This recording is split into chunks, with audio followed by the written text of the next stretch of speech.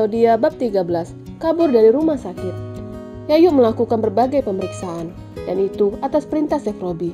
Setelah itu dia diletakkan di ruangan VIP. Ada benturan di kepalanya, tapi tidak berbahaya, ujar dokter. Oh syukurlah, saut Chef Robi lega. Tinggallah Chef Robi bersama dengan Yayu dan juga Lucy.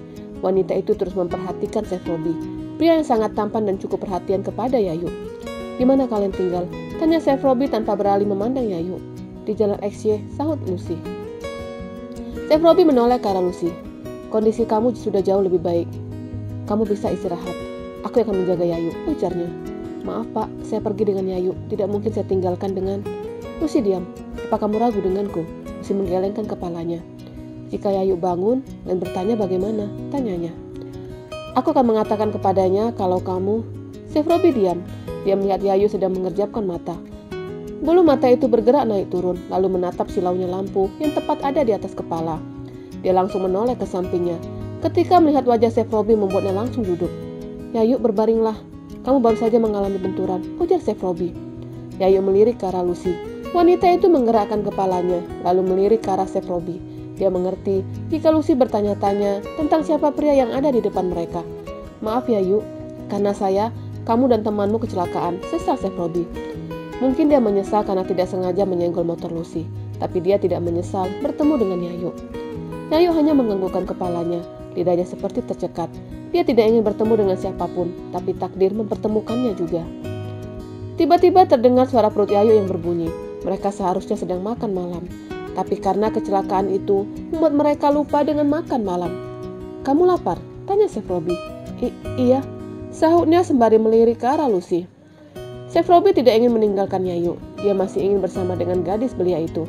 Tapi melihat kondisi Lucy yang lecet-lecet membuatnya segera beranjak. Aku akan membelikan nasi bungkus, ujarnya. 2, sahut Yayu sembari menunjuk ke Lucy. Chef Robi menganggukkan kepalanya dan berlalu. Setelah tidak ada Chef Robi, Yayu berusaha untuk turun dari tempat tidur. Yuk mau kemana? Tanya Lucy. Pulang, sahutnya yang kebetulan tidak ada infus di pergelangan tangannya. Kamu masih harus menjalankan pemeriksaan lanjutan, larang Lucy. Aku tidak apa-apa. Tadi kamu pingsan, larang Lucy yang tidak ingin Yayu meninggalkan rumah sakit. Aku tidak apa-apa, sahutnya kekeh, dan segera keluar dari ruangan diikuti Lucy. Mereka keluar secara diam-diam. Tidak ada yang mencurigai mereka. Di depan rumah sakit mereka bingung. Kita tidak punya motor, dan Mbak juga tidak tahu di mana motor Mbak berada, ujarnya. Mungkin di dekat lokasi tadi, sahut Yayu. Akhirnya kedua wanita itu pergi menggunakan angkutan umum ke tempat mereka terjatuh. Dan tidak berapa lama Chef Robi datang dengan menggunakan mobilnya. Dia selisih jalan dengan kedua wanita itu. Seharusnya dia bisa membeli makanan yang ada di depan rumah sakit. Tapi melihat kebersihan dan cara masak di sana, membuatnya tidak ingin membelikan makanan di sana. Akhirnya dia membeli makanan di tempat yang jauh lebih bersih. Ketika pintu ruangan terbuka, dia tidak melihat sosok Yayu. Kemana mereka? Gumamnya lalu bertanya kepada perawat. Dan perawat juga bingung, tapi dia langsung menanyakan kepada pengawas yang mengawasi kamera CCTV. Terlihatlah Yayu dan Lucy telah keluar dari rumah sakit. Melihat itu membuat Chef Robi mendengus kesal. Kesal karena Yayu seperti menghindarinya. Yuk, kenapa kamu tidak bilang kalau calon suami kamu ganteng seperti itu? Calon suami? Yayu mengerutkan dahinya. Yang tadi calon suami kamu kan? Dia yang bilang. Katanya kamu calon istrinya. Ya, kalau diperhatikan usia kamu dan dia terpaut sangat jauh. Tapi dia ganteng loh. Mbak pikir kamu mau dinikahi dengan tua bangka yang giginya tinggal 2. Kenapa Chef Robi mengatakan aku calon istrinya? Padahal aku tidak pernah menerimanya. Bahkan hanya menganggap sebagai teman. Kenapa melamun? Tanya Lucy lagi. Enggak mbak, Yayu gugup. Dia tidak ingin menjelaskan apapun. Menurutnya biarlah Chef Robi berpikiran demikian. Tapi dia tidak. Akhirnya mereka sampai di tempat kejadian. Lucy memperhatikan warung yang ada di sekitar situ. Dan tatapannya melihat motornya ada di warung. Mereka mendatangi warung itu. Pak, saya mau ambil motor, ujar Lucy. Pemilik warung memperhatikan penampilan Lucy yang banyak lecet di tangan dan kaki. Saya ada surat-suratnya, ujar Lucy lalu menunjukkan surat-surat motornya. Pemilik warung melihat surat-surat itu. Ketika nomor plat dan surat-surat sama, pemilik warung memberikan motor itu kepada pemiliknya. Lucy segera naik ke atas motor, diikuti Yayu. Motor kembali melaju menuju tempat kos mereka. Kita makan mie instan aja ya, ujar Lucy. Yayu tidak menjawab. Dia masih memikirkan pertemuannya dengan Chef Robi. Yuk, panggil Lucy. Iya mbak, kamu tidak apa-apa. Semenjak jatuh dari motor, kamu banyak diam. Kepala kamu tidak apa-apa? Tanya Lucy khawatir. Enggak apa-apa, Mbak. Aku kan tadi pakai helm, jadi kepalaku tidak apa-apa, sahutnya. Maaf ya, Mbak, motornya jadi lecet. Sesel Yayu. Enggak apa. Motor memasuki gang, lalu motor berhenti di depan pagar. Yayu membuka pagar, lalu Lucy memasukkan motor. Yayu kembali menutup pagar, dan ketika berbalik, dia kaget. Ada Chef Robbie yang sedang duduk bersama dengan asisten ibu kos. Yuk, Lucy segera menghampiri Yayu. Chef Robbie membicarakan sesuatu kepada ibu itu, lalu beranjak mendekati Yayu dan Lucy. Dia menyerahkan bungkusan kepada Yayu. Gadis belia itu menatap bungkusan itu. Katanya kamu lapar, ujar Chef Robbie. Maaf, sahut Yayu pelan. Makanlah, ujar Chef Robbie. Yayu hanya diam. Jaga kesehatan, ujar Chef Robbie lagi. Lalu pria itu mengambil sesuatu dari saku celana bagian belakang. Dia mengambil dompetnya dan menyerahkan beberapa lembar uang ke Lucy. Untuk apa? Lucy bingung. Untuk motor kamu. Lucy melirik ke arah Yayu, antara menerima atau menolak. Ambillah, karena aku motor kamu rusak, ujar Chef Robbie. Yuk, Lucy menyenggol bahu Yayu. Gadis belia itu menganggukkan kepalanya. Akhirnya Lucy mau menerima uang pemberian Chef Robbie. Ini kartu nama saya. Jika ada apa-apa hubungi saya, ujar Chef Robbie, tapi memberikan kepada Lucy. Pria itu segera berlalu, meninggalkan tempat kos itu. Membuat Yayu dan Lucy ikut menatap kepergian pria tampan itu. Lalu Lucy membaca kartu nama itu. Chef Robbie, bacanya dengan mata terbelalak.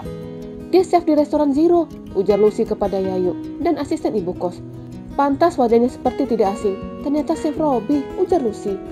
Oh, jadi pria tadi yang sering warawiri iklan makanan di televisi, timpal ibu itu. Hebat kamu Yuk, calon suamimu pria kaya raya, ujar Lucy lagi. Yuk, calon suamimu sudah membayar uang kosmu untuk 3 bulan ke depan. Apa? Tatapan Yayu, yang tadinya hanya menatap ke arah pagar, sekarang menatap ke arah wanita yang mengurusi tempat kos. Jadi, pria tadi datang ke sini dan bertanya kepada salah satu anak kos. Terus anak kos langsung menyerahkan ke ibu. Dia bertanya tentang kamu, jadi Bu ceritakan saja apa adanya. Terima kasih Bu, sahut Yayu langsung menaiki anak tangga, diikuti Lucy dari belakang. Kenapa Yu? Kenapa kamu diam? Dia belum bertanggung jawab. Mbak tidak tahu apa-apa, sahutnya sembari menaiki anak tangga. Memang Mbak tidak tahu apa-apa. Tapi Mbak bisa menilai kalau dia sangat serius dengan kamu. Dia datang ke sini hanya untuk mengantar makanan kepadamu. Bahkan dia sudah membayar kamarmu untuk 3 bulan ke depan. Aku mau istirahat, ujar Yayu. Ketika itu Lucy sedang berdiri di depan kamar. Ya sudah istirahat, tapi makan itu. Lucy menunjuk makanan yang diletakkan di handle pintu. Setelah itu, dia kembali ke kamarnya. Ya Tuhan, kenapa aku harus bertemu dengan mereka? Gerutunya. Pasti Chef Robbie mengatakan ke Mbak Giwang. Lalu aku disuruh tinggal dengan mereka. Gerutunya lalu membaringkan tubuhnya di kasur. Chef Robbie kembali ke restoran Zero. Dia senang karena dapat bertemu kembali dengan Yayu. Dia sengaja meninggalkan Yayu di tempat kos, agar gadis belia itu tidak takut dengannya. Jika tiba-tiba dia mengajak Yayu menikah, pasti gadis belia itu akan menolak. Maka dia membiarkan Yayu untuk beraktivitas seperti biasa. Dan pelan-pelan dia akan mendekati Yayu, mencari perhatian dan simpati gadis belia itu. Lalu setelah itu dia akan melamar Yayu. Aku harus mengatakan ini ke Giwang, gumamnya dan langsung menghubungi Gigi. Ketika itu Gigi sedang menyusui anaknya, menyusui dalam keadaan gelap. Dia hanya menggunakan lampu tidur. Ponselnya diletakkan di atas nakas. Gigi tidak mengaktifkan dering ponselnya. Dia hanya membuat mode getar. Suara getaran itu tidak didengar Gigi, hanya ponselnya yang bercahaya, membuat Adlan yang baru saja membaringkan tubuhnya melihat ada cahaya dari ponsel istrinya. Dia langsung mengambil ponsel itu, dan ketika melihat nama sepupunya, membuatnya cemburu. Siapa? Tanya Gigi yang sadar jika ponsel telah berpindah ke tangan suaminya. Robbie. Adlan menunjukkan nama Robbie di layar ponsel Gigi. Untuk apa Chef Robbie malam-malam menghubungiku? Tanya Gigi bingung. Aku yang bertanya, kenapa Robbie menghubungimu, bukan menghubungiku? Tanya Adlan cemburu. Mana aku tahu, sahut Gigi yang malas menjawab panggilan itu. Dia membiarkan ponselnya berhenti berdering. Apa dia masih menyukaimu? Tidak ada. Chef Robbie tidak pernah menghubungiku. Tapi kalau kamu tidak percaya, tanyakan saja sendiri. Jangan menuduhku, seolah-olah aku sedang bermain di belakangmu, sahut Gigi kesal. Adlan langsung menghubungi sepupunya dengan menggunakan ponsel istrinya. Dia sengaja mengaktifkan speaker agar pembicaraan itu dapat didengar oleh istrinya. Gigi, maaf malam-malam mengganggu. Aku sudah menemukan Yayu. Apa? Gigi langsung mengambil ponselnya dan menatap suaminya dengan tatapan tajam. Di mana? Tanyanya. Chef Robbie menceritakan pertemuannya dengan Yayu sampai Yayu kabur dan dia kembali bertemu dengan Yayu di tempat kos. Kenapa kamu tidak membawa Yayu ke sini? Tanya Gigi bingung. Tidak mungkin aku membawanya ke tempatmu. Tadi saja dia sudah kabur, pergi begitu saja. Tapi syukurnya aku sudah menanyakan tempat tinggalnya kepada temannya. Jelas Chef Robi bersambung.